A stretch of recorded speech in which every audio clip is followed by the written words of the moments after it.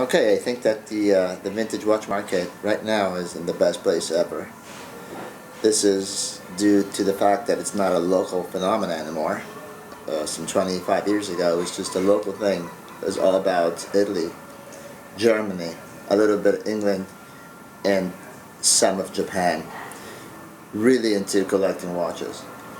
It was enough for a bad season, a slow summer for the stock market, or a change in the fashion over the winter to totally change the values in the market and make it collapse. Today, this is so spread out.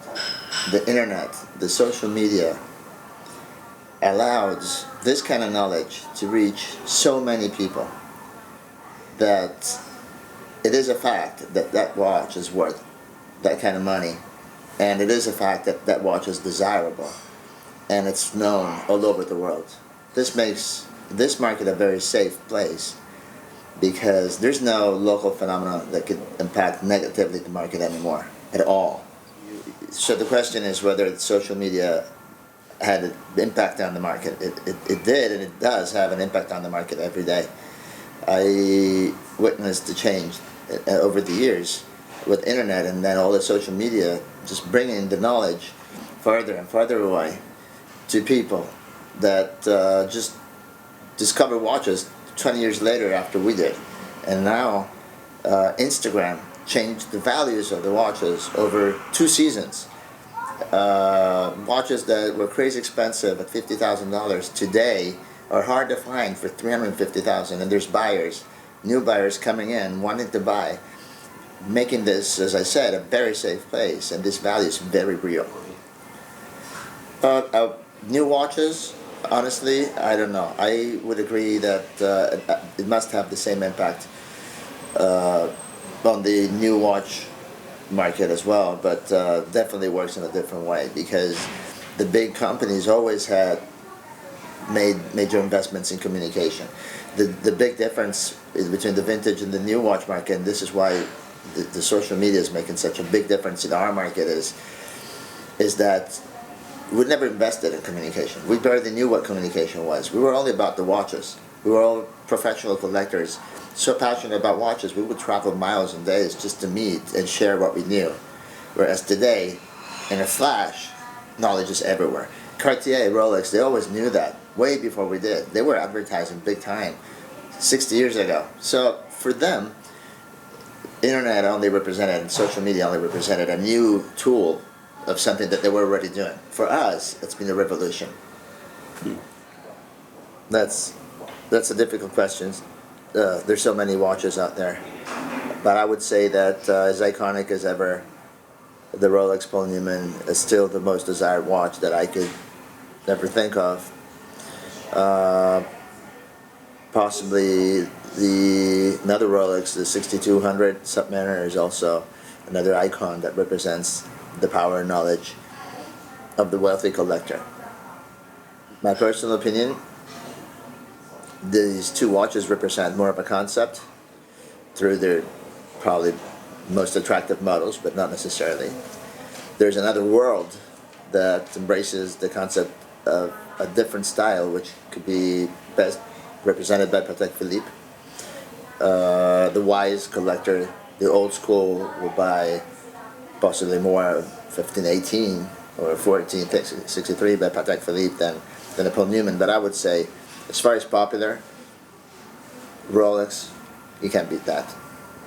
I personally don't think there's going to be another Paul Newman, but there are many Paul Newmans. So the Paul Newman will always be the icon that it is today, and it's more and more desired, and it will always stand on its own. On the other hand, there's a bunch of other watches, especially in that same concept, the 1960s, 70s, especially Rolex. They're just as powerful in terms of image and colors and looks. We just don't notice them as much, but we eventually will. This is going to happen pretty shortly. You see prices going up every season. Sometimes we forget about the orange hand, or we forget about the 1016 for 6 months. But then a year later, they're 3 times the money. This is not going to stop. Well, of course, I don't have a crystal ball. I can't tell the future, but what I see is that auctions are indispensable to this market. We don't have, in our little world, we don't have a stock market. We only have the auctions to tell publicly and worldwide what's going on in our world. And I believe that the classic routine of the autumn and spring sales in Geneva, Hong Kong, and New York is also a good timekeeping written, for this market. I believe that the old school system, the pre-season Sotheby's, the traditional ways of doing the auctions needs to be updated possibly. New auction houses are growing fast, using new technologies, less expenses for the buyers, faster services. The old system is getting a little bit too old. But they know better, and I believe that with a little investment in professionalism and knowledge, they could keep up with what we've been doing so far. If that happens, definitely auctions are still very important to us. And people will always look up to the auction results to know what's really worth what. Even if some auctions sometimes come up with crazy results, well, crazy stuff is part of this. And I believe that nobody's would be really happy to give up that kind of information. No, I don't believe too much technology is anything possible.